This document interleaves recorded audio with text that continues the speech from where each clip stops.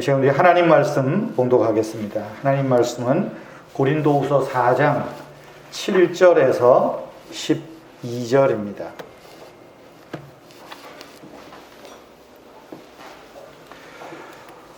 고린도후서 4장 7절에서 12절 앞에 우리 화면 보시면서 또 개인별로 성경 가져오신 분들은 보시고요. 4장 7절에서 12절 말씀까지 우리 다 함께 하나님 말씀 읽겠습니다. 우리가 이 보배를 질그릇에 가졌으니 이는 심히 큰 능력은 하나님께 있고 우리에게 있지 아니함을 알게 하려 함이라. 우리가 사방으로 우겨쌈을 당하여도 쌓이지 아니하며 답답한 일을 당하여도 낙심하지 아니하며 박해를 받아도 버림받지 아니하며 거꾸로 트림을 당하여도 망하지 아니하고 우리가 항상 예수의 죽음을 몸에 짊어짐은 예수의 생명이 또 우리 몸에 나타나게 하려 함이라. 우리 살아있는 자가 항상 예수를 위하여 죽음에 넘겨짐은 예수의 생명이 또한 우리 죽을 육체에 나타나게 하려 함이라. 그런즉 사망은 우리 안에서 역사하고 생명은 너희 안에서 역사하느니라. 아멘. 2020년 12월 첫째 주일 여러분들과 함께 교회당에서 예배를 드리고 오늘 2021년 셋째 주일 2월 셋째 주일에 여러분들과 같이 교회당에서 예배를 드리게 되었습니다. 달수로는 3달이고 횟수로는 2년 만에 여러분들 뵙습니다. 우리가 연말 송구영신도 못하고 인사도 못했는데 너무 늦었지만 오신 분들이 앞뒤로 옆으로 새해 복 많이 받으십시오. 한번 인사 한번 할까요? 한번 인사합시다. 새해 복 많이 받으십시오. 예, 새해 복 많이 받으십시오. 낯설죠? 지금 새해 복 많이 받으십시오 하니까 3월인데 작년 2월 셋째 주일에 마스크 쓰고 다 앉아서 예배하고 설교했습니다. 작년 2월 셋째 주일날 마스크 쓰고 앉아있는 여러분들 앞에서 설교할 때 이 얼굴을 볼 수가 없으니까 눈밖에 못 보니까 굉장히 어색하고 낯설고 야 이거 계속 마스크를 써야 되나 그랬습니다. 그리고 2월 넷째 주일부터 영상 예배를 시작을 했습니다. 그건 1년이 지나간 겁니다. 영상 예배 처음 할 때도 아무도 없는 교회당에서 설교할 때, 와, 이게 뭐 하는 거지? 그러다가 요즘은 아무도 없는 곳에서 영상 예배 녹화를 할 때는 이제 마치 배우가 된 듯한 그런 익숙함에 벌써 이제 젖어 있습니다. 모르고 시작한 코로나 1년을 지내고 이제는 알 것 같은 코로나 1년을 지금 시작하고 있습니다. 감사한 것은 저 외에는 우리 교회에서 감염되신 분이 한 분도 안 계셔서 감사를 드리고 또 저로 인해서 여러분들이 감염이 안 된 것에 대해서 그야말로 감사를 드리고 지내고 있습니다. 이번 주말부터 백신 접종 뉴스가 있던데요. 이런저런 이상한 뉴스가 많지만 그래도 백신 접종 시작되면 여러분 때 되고 문자 와서 받으라고 하면 백신 접종을 하시는 것이 그래도 제일 안전한 겁니다. 하시고요. 이제 또 요즘 유럽 쪽에서 우리나라도 그렇지만 변이 바이러스가 이게 또 문제가 돼서 어떻게 백신이 효과가 있을지는 사실은 모릅니다. 그러나 변이 바이러스가 좀 확산되지 않도록 우리가 서로 조심하고 해야 될 것 같습니다. 백신 맞는다 그래서 마스크 벗는 건 아니고요. 이스라엘이 그 인구가 1,000만 명도 안 되는데 한 80-90% 백신해서 좋아라 했는데 또 확진자가 확 늘어났다 그러잖아요.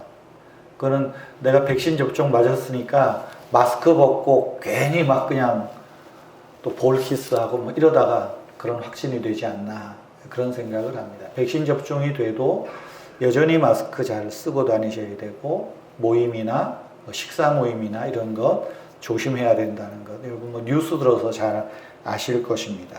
어쨌든 조심하십시오. 그리고 늘 집안에 갇혀 계시는 시간이 많아서 많이 우울하신데 어쨌든 자꾸 움직이시고 운동도 하시고 산책도 하시고 여러분 스스로 몸과 마음의 또 건강 유지하는 것 잊지 않으시면 좋겠습니다. 오늘 설교 제목은 보배를 담은 질그릇입니다.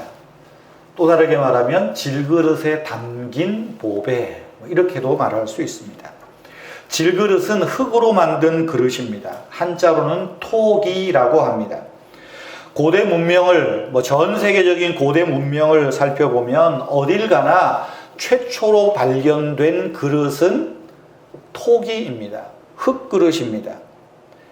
가장 구하기 쉬운 재료가 흙이다 보니까 아마도 세계 문명사에서 가장 쉽게 또 그래도 고대에서 발견되는 흔한 그릇이 토기, 질그릇인 듯 합니다. 여러분, 토기, 질그릇은 약합니다. 흙을 뭉쳐서 만든 것이라서 흠도 쉽게 생기고 금도 잘 갑니다. 작은 충격에도 곧잘 깨집니다. 바닥에 떨어지기라도 하면 박살나는 게 질그릇입니다. 그렇게 한번 깨지면 원상 회복이 불가능하지요. 아마 여기 계신 분들 그릇 한두 번 안 깨보신 분은 없을 것입니다.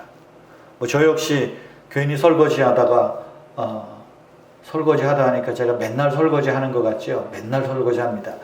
그렇게 하다가 그릇 깨먹은 것도 많고요. 그릇 깨면 정말 박살 나잖아요. 여기서 깼는데 파편이 저 거실까지 가 있을 만큼 아마 그런 경험은 다 있을 것입니다.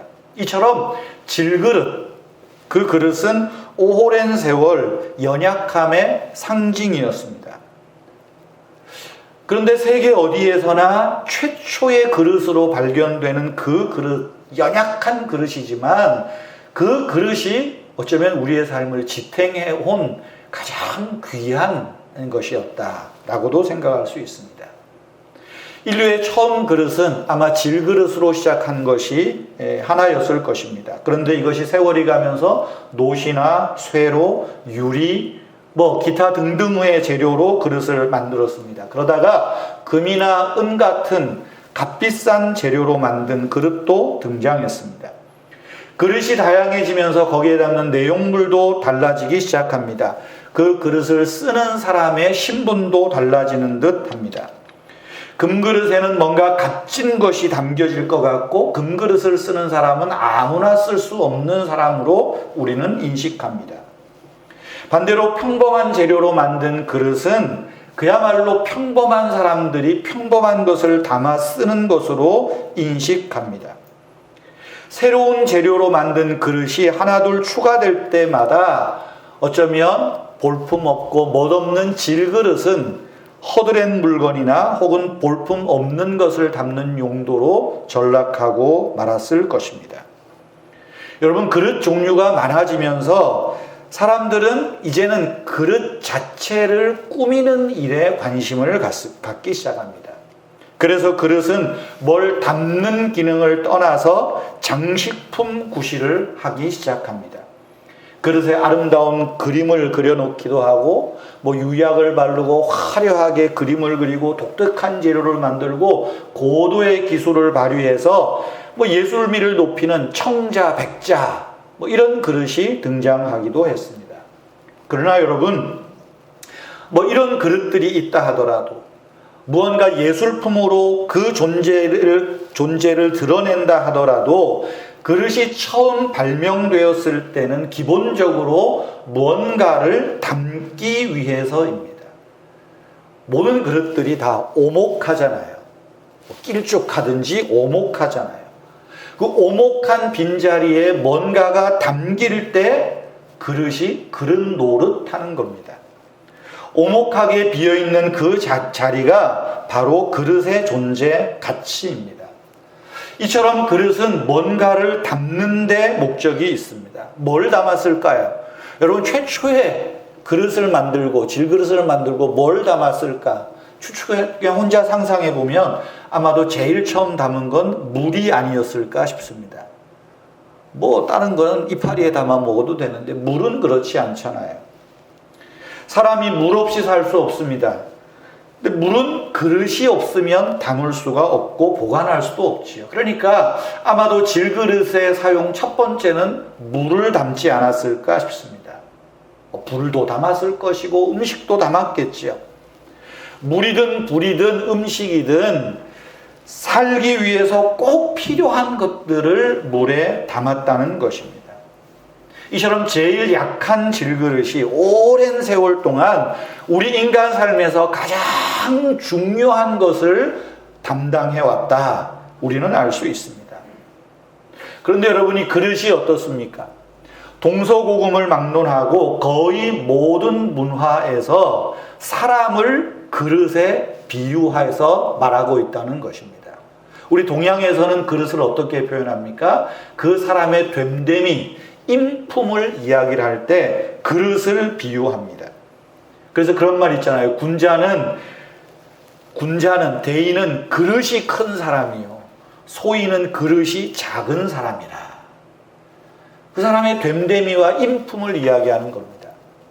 쓸모 있는 사람이 되자 쓸모 없는 사람이 되지 말자라고 말할 때 쓸모라는 것은 그릇의 사용 용도였다고 해요. 그러니까 그릇에 비유해서 우리 사람의 됨됨이, 사람의 역할을 이야기한 듯합니다. 고대 서양 철학에서는 서양 철학의 발상지를 그리스라고 하니까 고대 서양 철학 그리스에서는 이 사람의 몸을 그릇에 비유합니다. 서양 철학은 몸과 이 영혼을 구분하지요. 그 이원론이 발달하기 시작하는데 서양 철학, 고대 그리스 철학에서는 몸은 영혼을 담는 그릇으로 생각을 했어요. 몸은 영혼을 담는 그릇이다. 영원한, 무한한 영이 이 제한된 인간의 몸에 갇혀 지낸다. 그래서 육체는 영혼의 감옥이다. 이런 말까지 등장을 하지요. 그래서 고대 철학에서는 영혼이 육체를 떠나는 것이 진정한 자유요, 해방이요, 또한 구원으로 생각하기도 했습니다. 성경은 어떻게 말할까요? 성경 역시 사람을 그릇으로 비유하여 말씀합니다. 특별히 성경은 사람을 그릇으로 말할 때 이왕지사 금그릇이나 은그릇으로 말하면 참 기분도 좋겠는데 질그릇으로 표현한다는 거죠. 토기로, 진흙으로 만든 그릇이다. 하나님이 흙을 빚어서 사람을 만들었다. 그리고 그 이름을 아담이라고 했다. 아담이라는 이름이 흙이라는 말이죠. 그러니까 하나님이 아담을 처음 만들고 한 말이 뭐냐면 야, 이 흙덩이야, 그런 거예요. 흙덩이라고. 그리고 성경은 곳곳에서 사람을 질그릇으로 비유하여 설명합니다. 하나님께서 다메섹에서 사도 바울을 부를 때 뭐라 그래요? 너는 이방인 앞에서 내 이름을 전하기 위하여서 택한 그릇이라. 여기에서도 사람을 그릇으로 표현하고 있습니다. 동양 사상에서는 사람의 인품을 그릇에 비유하고, 고대 철학에서는, 서양 철학에서는 몸을 그릇에 비유했다면 성경은 그릇의 특성을 주목하고 있습니다. 그릇의 특성이라는 거예요. 그 특성은 뭔가 누군가에 의해서 만들어진 그릇이라는 것입니다. 그래서 성경을 보면 창조주 하나님을 토기장이라고, 그릇 만드는 분으로 비유하고요, 우리 사람을 토기라고 말씀합니다. 하나님이 흙을 빚어서 사람을 창조했다. 거기에 창조 가르침을 풀어서 이야기하는 것이요. 그런데 질그릇은 질그릇이지만 특별하지요. 왜 특별합니까? 하나님의 형상을 따라 만들었고 하나님의 영을, 하나님의 숨을 불어넣었다. 그래서 우리 사람이 좀 특별한 존재인 것을 말합니다. 근데 왜 하필 흙으로 만들었을까요? 왜 하필 흙으로 만들었을까요? 흙이나 나무나 철이나 이런 재료에 비하면 만드는 사람이, 제작자가 훨씬 자유롭게 만들 수 있기 때문입니다. 또한 만드는 사람이 자기 마음대로 내가 만들고 싶은 그릇을 만들 수 있다는 것이 진흙, 흙으로 만드는 강점이겠죠. 그래서 성경에서 사람을 가리켜 질그릇 같다, 질그릇 같은 존재라고 말할 때는 하나님의 주권을 강조하는 말입니다. 하나님이 하나님의 쓰임에 따라서, 쓰심에 따라서 우리를, 인간을 창조하고 만드셨다. 그 주권을 말씀하고 있는 거죠. 오늘 우리가 읽었던 고린도후서 4장 7절 말씀에 보면 사도 바울이 이런 질그릇에 보배를 담았다라고 말합니다. 이런 우리의 질그릇에 보배가 담겼다라고 말하고 있습니다. 우리가 이 보배를 질그릇에 담았으니 라고 말해요. 여러분, 질그릇과 보배라는 이 단어의 조합을 보십시오. 상식적인 눈으로 보면 어색한 조합입니다. 참 모순되는 것 같습니다. 질그릇이라면 요즘 기준에서 보면 도자기가 될 수 있고 비싼 돈이 될 수 있겠지만 그저 평범한 눈으로 보면 별 가치 없는 것을 담아야 되고 천한 것을 담아야 할 것입니다. 보배라고 하면 당연히 값진 그릇, 금그릇이나 은그릇에 담아야 할 터인데 오늘 성경은 이런 초라한 질그릇에 보배를 담았다, 보배를 가졌다라고 말하는 것입니다. 볼품없고 약한 우리가 질그릇 같은 우리 안에 온 우주에서 가장 귀한 창조주의 영광이 담겼다는 것입니다. 창조주 하나님의 권능뿐만이 아니라 우리를 구원하신 그 구원자의 사랑이라는 그 언약이, 하나님의 사랑이, 구원의 능력이 질그릇 같은 연약한 우리 안에 담겨졌다 말씀하고 있습니다. 보배를 담은 질그릇, 질그릇에 담긴 보배, 이 말씀은 1차적으로 사도 바울 자기 자신에게 한 말이죠. 그리고 오늘 우리들에게 그대들도, 저와 여러분도 질그릇 같은 존재다라고 말하는 겁니다. 근데 우리 안에 보배가 담겼다고 말해요. 여러분, 여기에서 말하는 보배는 무엇입니까? 바울이 말하는 보배는 뭐겠습니까? 4장 6절, 5절, 6절에 보면 사도 바울이 그 말을 하죠. 예수 그리스도가 우리의 주 되신 것과 6절에서는 그리스도의 얼굴에 있는 하나님의 영광을 아는 빛, 그 생명의 빛, 영광의 빛을 우리 마음에 비추셨다라고 말씀하지요. 그리고 7절에서 바로 그 그리스도의 주, 우리의 주 되신 그리스도와 하나님의 영광을 아는 빛, 그 생명, 영광, 4장 초반에서 계속 얘기한 그 영광과 빛이 바로 보배라는 거예요. 보배. 그것이 보배라는 것입니다.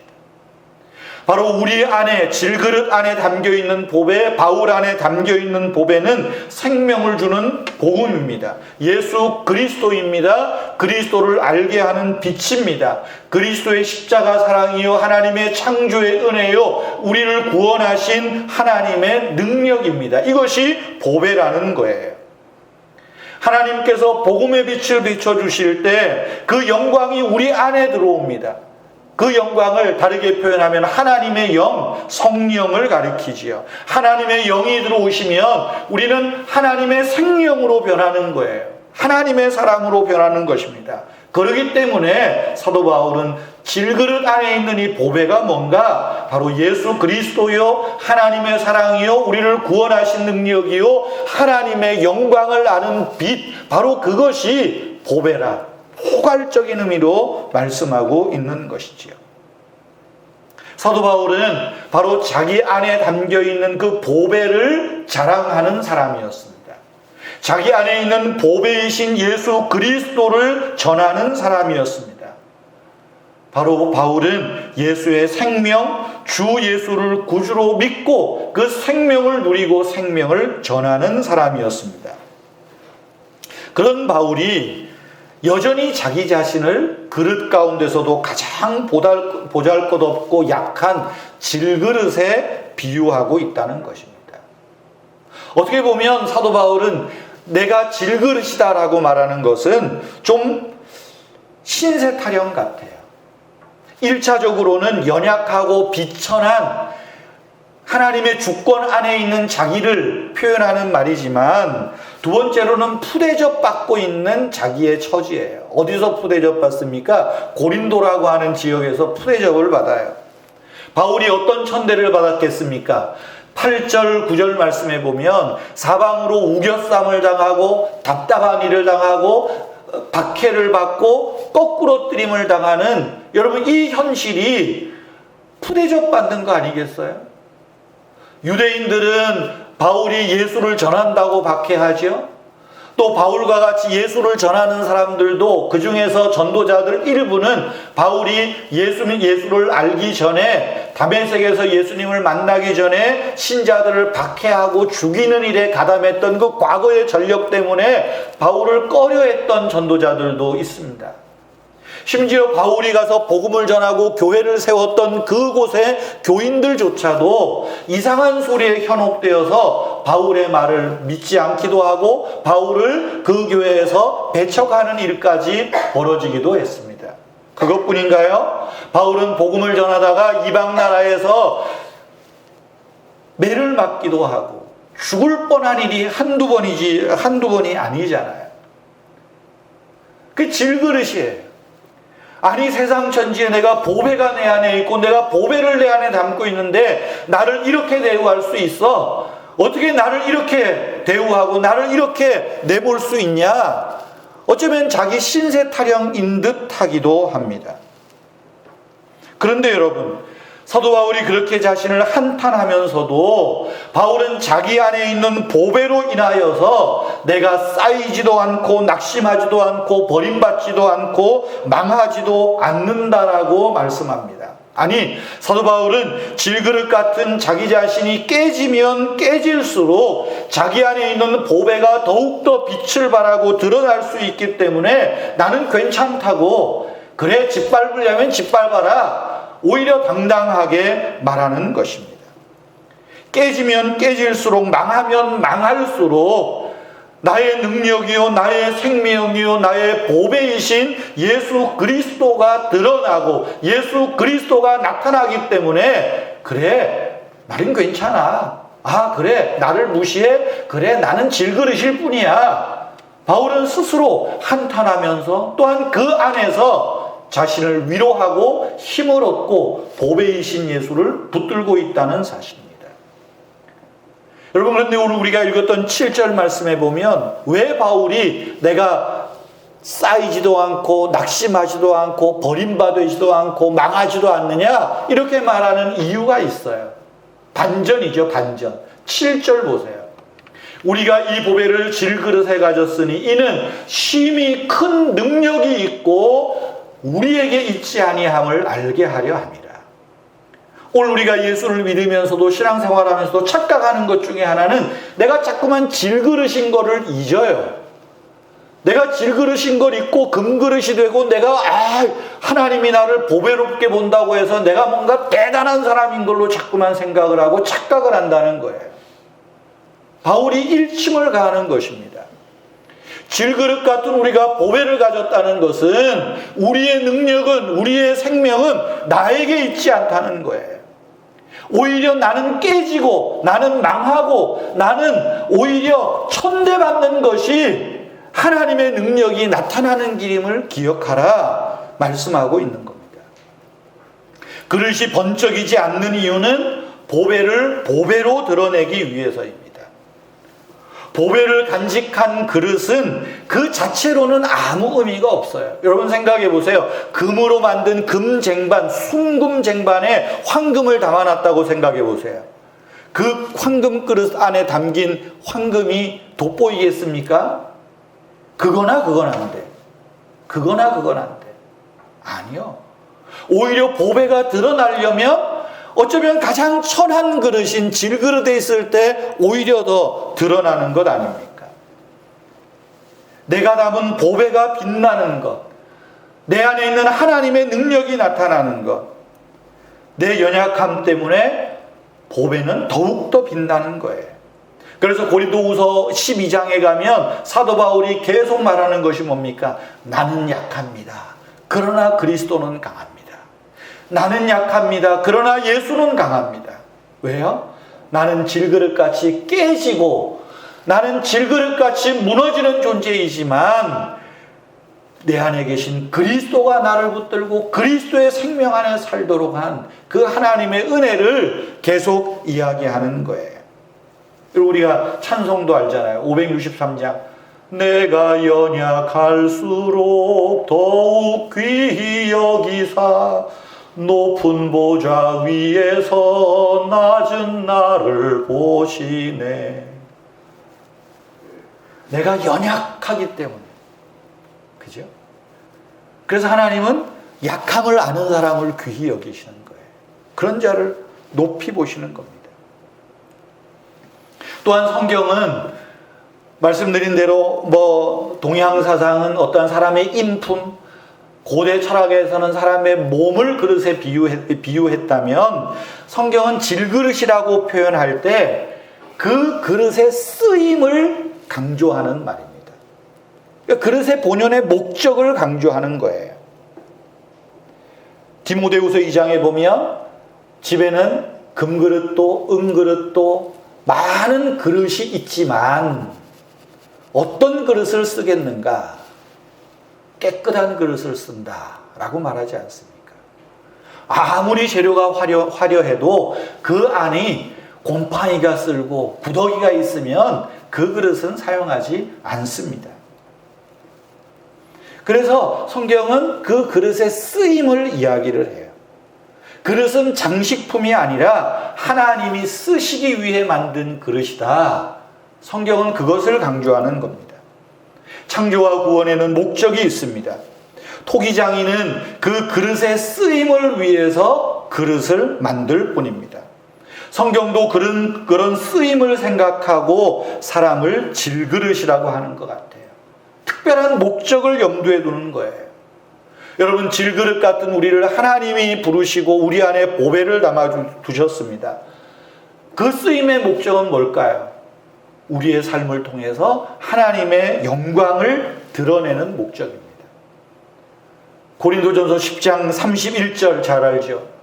우리는 무엇을 하든지 먹든지 마시든지 무엇을 하든지 하나님의 영광을 위하여 하라. 그것이 가장 쓰임새 있는 성경에서 말하는 그릇됨이라는 말입니다. 하나님께 영광을 돌리는 일은 피조물인 사람이 할 수 있는 가장 값진 일입니다. 그래서 하나님이 우리를 그릇으로 만드셨습니다. 하나님이 그릇의 가운데를 오목하게 만들어서 거기에 하나님의 주권과 영광과 우리를 아는 은혜와 사랑을 담아두신 거예요. 우리를 하나님의 새 창조로, 새 피조물로 창조하신 것은 하나님의 선한 일에 사용하시기 위해서 복음을 전하고 하나님의 아름다운 덕을 선전하고 그리스도의 빛을 반사하는 자로 삼으시기 위하여서 우리를 그릇으로 만드시고 또한 우리 안에 보배를 담아두신 것입니다. 여러분, 우리 그릇은 클 필요도 없습니다. 작아도 상관없습니다. 금으로 만들어도 괜찮고요. 흙으로 만들어도 어떤 재료로 만든 것이 중요한 것이 아니에요. 하나님의 은혜가 담기면 됩니다. 하나님의 은혜를 드러내면 됩니다. 나는 이왕이면 금그릇이면 좋겠는데 기분 나쁘게 왜 자꾸만 흙그릇이라고 이야기하는 거야? 여러분, 금그릇이어도 좋습니다. 예수만 드러난다면, 복음이 드러나면 뭐 어떠겠어요? 사랑하는 성도 여러분, 보배를 담은 질그릇. 어쩌면 이 표현은 우리 그리스도인들이, 예수 믿는 사람들이 갖추어야 될 가장 성경적이고 현실적인 깨달음입니다. 질그릇인 우리는 세상에서 환영받을 기대를 애초에 하지 말아야 됩니다. 그 기대를 가지면 가질수록 어쩌면 실망이 더 클지도 모르겠습니다. 질그릇 취급을 당합니까? 여러분, 그 안에서 보배가 드러나면 나는 그 역할을 충분히 감당하고 있는 것입니다. 보배를 담은 질그릇, 바로 이것이야말로 우리 성도들의 자기 인식입니다. 예수의 생명이 우리 몸에서 나타나고 그 생명이 우리 안에서 역사합니다. 여러분, 우리는 약합니다. 그러나 우리는 그리스도가 계심으로 강합니다. 우리는 싸구려 취급을 당할지도 모릅니다. 그러나 우리는 세상에서 가장 비싼 보물을 담고 있는 거룩한 존재들입니다. 바울이 자기의 처지를 한편으로 답답했던 것 같이 깨지기 쉬운 질그릇인 저와 여러분 역시 우겨쌈과 답답함과 박해와 거꾸러뜨림을 순간마다 겪을 수 있습니다. 그러나 바울 말대로 우리는 그런 공격에 방치되어 있지도 않고 그 공격을 받아서 무너지지도 않고 망하지도 않습니다. 왜요? 우리 안에 보배가 담겨 있기 때문에. 우리 안에 보배로 인하여 우리는 언제든지 일어설 수 있습니다. 아니, 내가 넘어지면 오히려 그 보배가 더 드러나고 오히려 보배의 가치를 알고 아마도 우리 주변에 사람들이 몰려올지도 모르겠습니다. 우리가 시련을 당할 때도 희망을 잃지 않고 참아낼 수 있는 것은 바로 우리 안에 계신 보배이신 예수가 우리를 생명으로 사망을 이기는 권세로 우리를 이끌고 계시기 때문입니다. 사랑하는 성도 여러분, 자꾸만 나의 연약한 질그릇만 보여서 힘이 빠지십니까? 힘냅시다. 힘이 좀 빠지면 어때요?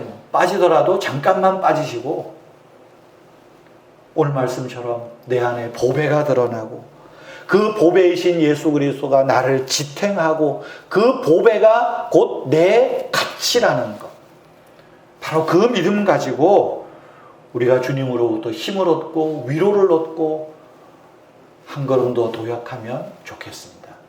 우리 오늘 이 7절 말씀 다시 한번 우리 다 같이 오늘 설교 말씀 기억하면서 7절의 이 말씀 우리가 함께 읽고 오늘 설교를 마치겠습니다. 다 같이 읽겠습니다. 우리가 이 보배를 질그릇에 가졌으니 이는 힘이 큰 능력이 하나님께 있고 우리에게 있지 아니함을 알게 하려 함이라. 아멘. 우리 찬송 563장 좀 찬송을 주어 있는 것 바꿔서 하겠습니다.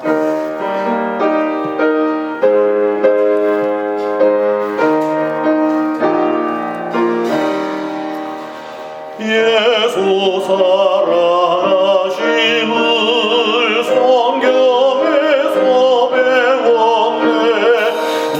우리들은 약한 예수 권세한 도라. 날 사랑하심 날 사랑하심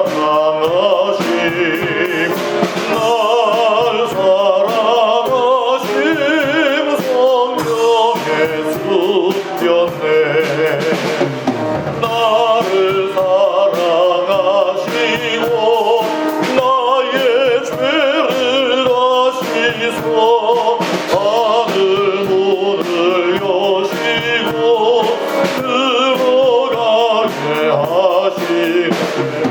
날 사랑하신 날 사랑하신 날 사랑하심 성경에 쓰였네. 내가 연약할수록 나와 귀히 여기사 높은 보좌 위에서 낮은 나를 보시네. 날 사랑하신 날 사랑하신 날 사랑하신 성경에 쓰였네. 세상 사는 동안에 나와 함께 하시고 세상 떠나가는 날 천국 가게 하소. 날 사랑하신 날 사랑하신 날 사랑하신 성경에 쓰였네.